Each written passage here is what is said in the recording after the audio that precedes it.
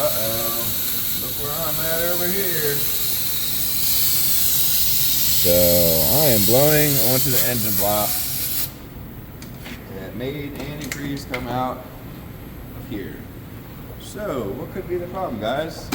Oh yeah, welcome to another Wu-Tang Wednesday at MLPs. So guys, let's talk about this weather. This weather's cold. We're at what, 10, 11 degrees. Things are getting cold and these cars aren't really used to this type of cold. So unfortunately, this got towed in for a misfiring issue, which we just thought it was a misfiring issue.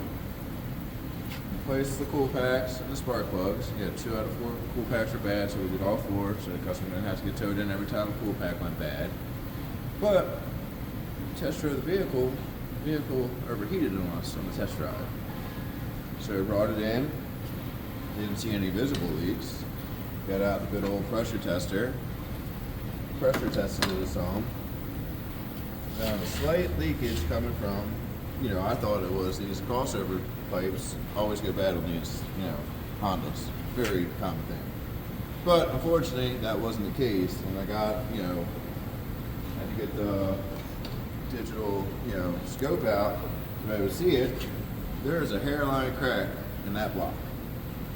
I mean, it is a small crack. I mean, it's, and this could go 2 ways.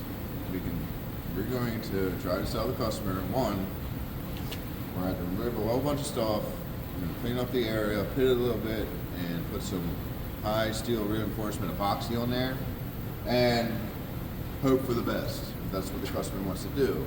Or there's actually even the actual process is actually removing this motor, taking all the internals out, and pretty much drilling into the crack and applying to steel little push rods pretty much. So, this is a whole process, and that is a very expensive process. Not at that point on the 2006 Honda Civic, I would say just replace the whole engine as one. You're gonna get it a lot cheaper than tearing it all down and doing it that way.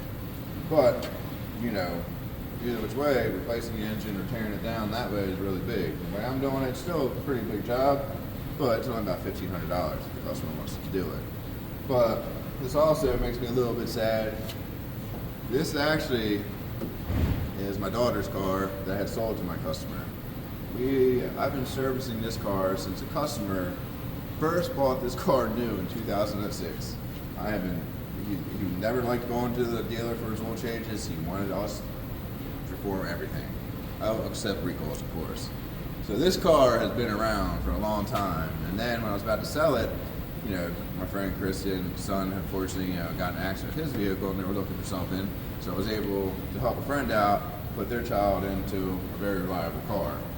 But again, there were some tells that this was having a coolant problem for a while because he lost his AC system, a couple months back, and this leak was a very, very slow leak. Whatever it was at first, then it just cracked.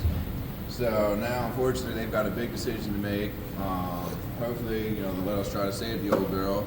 If not, I understand. There's a time where you're putting good money into bad, and unfortunately now we live in such a crazy world that everything's so stupid expensive. Used cars and new cars, most people are fixing their old cars. You know what I mean? Because no one wants to pay anywhere from $20,000 up for a new vehicle.